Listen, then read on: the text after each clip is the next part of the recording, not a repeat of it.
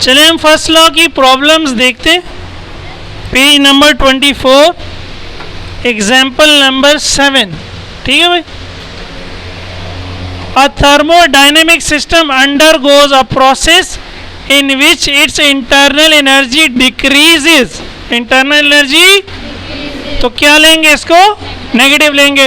Delta U is -300 joule by 300 joule. If at the same time 120 joule of work is done on the system, system को दबाया है, आपको कोई कूट रहा है, आप पे काम हो रहा है, आप किसी को नहीं कूट रहे, तो आप पे काम हो रहा है क्या, नेगेटिव -120। करना क्या है, find the heat transfer to और फ्रॉम द सिस्टम। जो हीट सिस्टम को दी है या ली है वो निकालो। वो बता रहा है, ये वो आपको नहीं बता रहा, वो कह रहा है खुद पता चलाओ कि हीट दी है या हीट ली है। तो हमने फॉर्मूला लगा दिया, सिंपल क्वेश्चन है, वैल्यूज पुट कर दी। डेल्टा यू -300, डेल्टा डब्ल्यू -120, ये प्लस फॉर्मूले का है, ये -120 इसकी वैल्यू हो, तो माइनस प्लस क्या होगा, माइनस होगा। माइनस का 300 माइनस का 120 -420, तो अगेन डेल्टा क्यू माइनस आ गया। इसका मतलब है सिस्टम में हीट दी है, तो 420 joule of heat is given by the system. Minus sign तो ये बता रहे हैं कि उसने दी है, दी कितनी है, 420 दी है। ये नहीं लिखेंगे कि -420 दी है, माइनस तो ये बता रहे हैं कि उसने दी है। तो ये देने का वर्ड जब हमने यूज कर दिया तो माइनस की कहानी क्या हो गई, खत्म। वैल्यू क्या उसकी, 420 जूल। इसी तरह अगला देखें प्रॉब्लम, एग्जाम्पल नंबर 6, इससे पहले वाली जो है ऊपर। A system absorbs 1000 joule of heat and delivers 600 joule of work. एक सिस्टम को 1000 जूल हीट मिली और उसने 600 जूल काम किया। 1000 रुपये आपको किसी ने दिए, आप बड़े सखी थे, 600 रुपये आपने दे दिए, आगे आखिरत के लिए बचा लिए, सही है। लेकिन क्या हुआ, losing 100 joule of heat bye conduction, लेकिन 100 जूल ज़ाया हो गए। जब भी आप हीट देते हैं किसी बर्तन को, तो वो सारी हीट बर्तन को तो नहीं जाती, आसपास भी जा रही होती है। वो जो आसपास जा रही होती है वो ज़ाया हो रही होती है। वो अब कह रहा है 100 रुपये गिर गए आपसे, या वो गुस्सा आ गया, आपने जला दिए, ऐसा होता है, जलाए तो नहीं होंगे आपने। तो अब वो 100 रुपये तो आपके किसी काम के नहीं है, फिर वो तो ज़ाया हो गए। तो इसका मतलब है जो आपके पास है आए वो कितने आए, 900 आए। तो हमने यही किया कि 1000 में से 100 को माइनस कर दिया, 100 तो ज़ाया हो गया। तो जो हीट ली है सिस्टम ने वो कितनी ली है, 900, और सिस्टम ने जो काम किया है वो कितना है, 600। इंटरनल एनर्जी निकालनी है तो डायरेक्ट भी ये फॉर्मूला लिख सकते हैं, या डेल्टा क्यू बराबर है delta U plus delta W. Delta W यहाँ जाके क्या हो गया, माइनस, वैल्यूज पुट कर दी, सॉल्व कर लिया। तो अब देखिए ये पॉजिटिव है, तो इंटरनल एनर्जी में क्या हुआ है, इंक्रीज हुआ है। तो internal energy of the system increases by 300 joule. ठीक है। बुक में प्रॉब्लम है आखिर में 7 और 8, इन दोनों से भी आसान है वो, इन दोनों से भी, तो ये आप खुद कर लेंगे इंशाल्लाह। हम आगे देखते हैं। अच्छा, हमने सबसे पहले एग्जाम्पल 7 की, फिर एग्जाम्पल 6 की। इन दोनों की मदद से आप प्रॉब्लम 7 और 8 कर सकते हैं। और ये जो अगर हम 25 ईयर्स के क्वेश्चन देखें अब पीछे से, तो ये 2018 में जो क्वेश्चन है सेक्शन बी पार्ट 6, ये बिल्कुल एग्जाम्पल 6 की तरह का है, ये भी आप खुद कर सकते हैं। अब इससे आगे हम देखते हैं 5वां जो क्वेश्चन है 2009 में 2D। क्या कह रहा है वो इस क्वेश्चन में, असाइनमेंट जिनके पास है वो खोल लें, पास पेपर्स। ये कह रहा है इन एन आइसोबैरिक प्रोसेस, ऐसा प्रोसेस जिसमें आप प्रेशर चेंज नहीं करते, वो क्या कहलाता है, आइसो। जो मैंने आपको समझाया था P डेल्टा V, तो हम P को चेंज, वही आइसोबैरिक प्रोसेस है, अभी हम पढ़ेंगे भी ये। तो बहरहाल इन एन आइसोबैरिक होता है, बल्कि 2000 joule of heat energy supplied, 2000 heat क्या की है, सप्लाई की है, तो क्या होगी, पॉजिटिव होगी। ठीक है। टू अ गैस, गैस को the piston of area, piston जिसका area 2 into 10⁻⁻2 metre square moves through 40 centimetre. Piston को आपने क्या किया, 40 सेंटीमीटर ऊपर धकेल लिया, तो इसको हमने क्या नाम दिया था, डेल्टा वाई। तो डेल्टा वाई 40 सेंटीमीटर है, ठीक है। सेंटीमीटर ऐसा यूनिट नहीं है, 100 से डिवाइड किया तो ये क्या आ गया 0.4 मीटर। और आगे दिया हुआ है कि जो प्रेशर है वो 1.01 इंटू 10⁵ न्यूटन पर मीटर स्क्वायर है। करना क्या है, work done and increase in internal energy delta W and delta U. तो देखिए हमारे पास वर्क डन के फॉर्मूले अभी मैंने कोई आधा घंटा पहले हमने डिस्कस किए। Delta W P delta V है या delta W P A delta Y है। ये तो डेल्टा डब्ल्यू के अपने फॉर्मूले हैं, ठीक है। तो अभी पी भी दिया हुआ है, ए भी दिया हुआ है, डेल्टा वाई भी दिया हुआ है, तो हमने लगा लिया P A delta Y, values put की, कैलकुलेटर से सॉल्व किया, 808 जूल आ गया, सही है। डेल्टा यू निकालना है, तो डेल्टा यू क्या होगा, delta Q minus delta W, पिछले सवाल में भी हमने किया। तो delta Q 200, delta W 808, answer क्या आ गया 1192 जूल, ठीक है। अच्छा, अब अगला सवाल देखिए 2003 pre engineering question 1 part D. इसमें क्या कहता है, 1200 joule of heat is supplied to the system. Again heat supply की है, positive. The internal energy increases, internal energy increase हुई है 750, positive. And volume by 4.5 metre cube, और वॉल्यूम में जो इंक्रीज है वो 4.5 मीटर क्यूब है, यानी डेल्टा वी।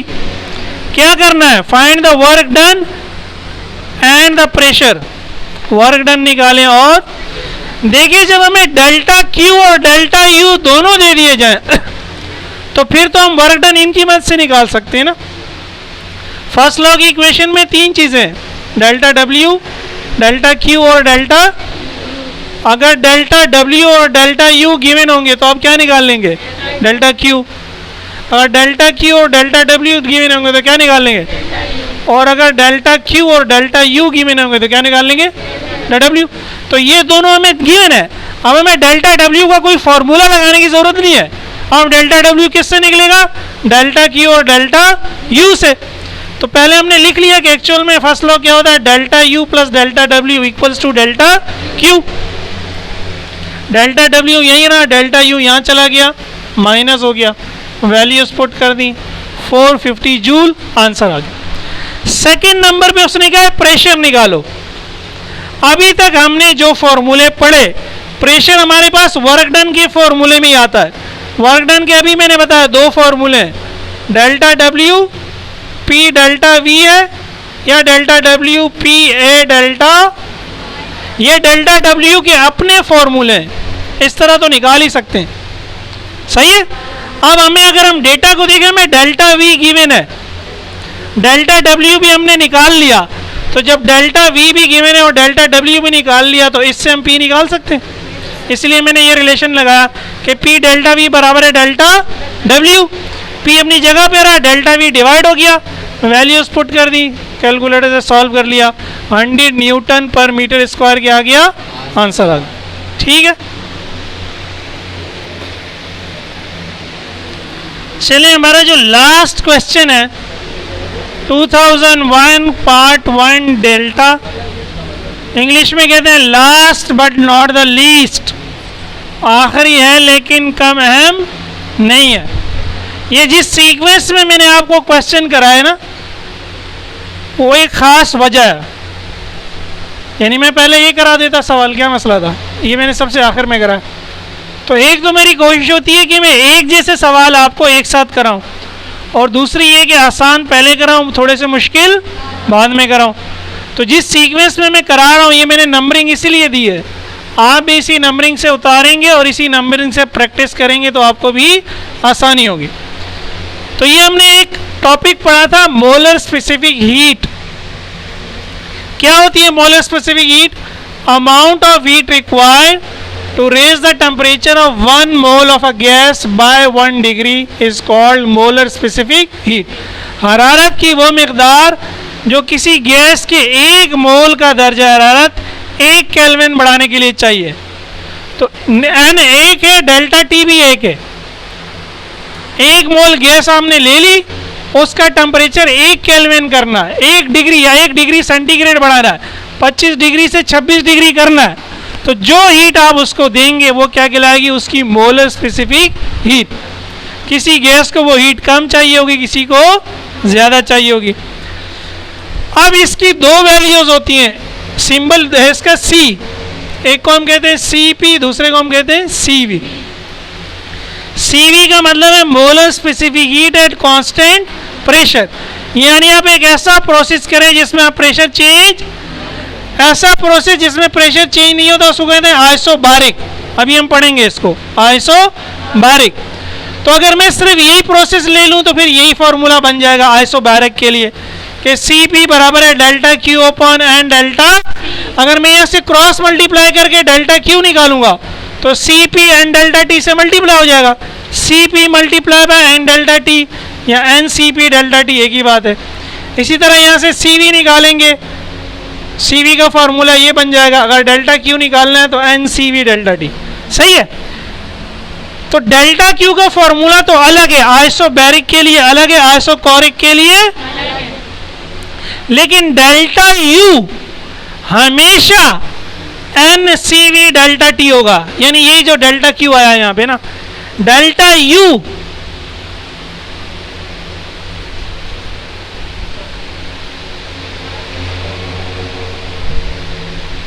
डेल्टा U क्या होगा हमेशा?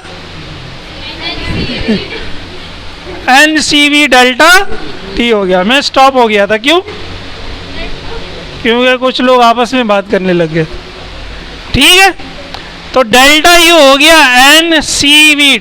कोई भी प्रोसेस हो, डेल्टा U क्या होगा? N Cv. Delta Q change होगा. आइसोबैरिक में Cp आ जाएगा, आइसोकोरिक में Cv आ जाएगा. अब हमारा क्वेश्चन क्या है? 1 mole of a gas is heated at constant pressure. पकड़ लो अब इसको. कांस्टेंट कांस्टेंट कांस्टेंट प्रेशर वाला प्रोसेस है. तो कांस्टेंट प्रेशर वाला प्रोसेस है, हीट का ये फॉर्मूला लगेगा. हीट का तो आइसोबैरिक प्रोसेस है, इसका मतलब है फ्रॉम -30 डिग्री टू +20. टेम्परेचर -30 से +20 तक ले गए. तो ये हमारा इनिशियल टेम्परेचर, ये final temperature. Find the change in internal energy, delta U निकालें, and work done during the process. Cp की वैल्यू ये है, Cv की वैल्यू ये है. ये हमारा क्वेश्चन है. ठीक है, अब देखें, दोबारा जरा रिकैप करें, रिवाइज करें. फर्स्ट लॉ का फॉर्मूला तो कहीं नहीं भाग रहा. फर्स्ट लॉ का फॉर्मूला तो delta Q is equal to delta U plus delta.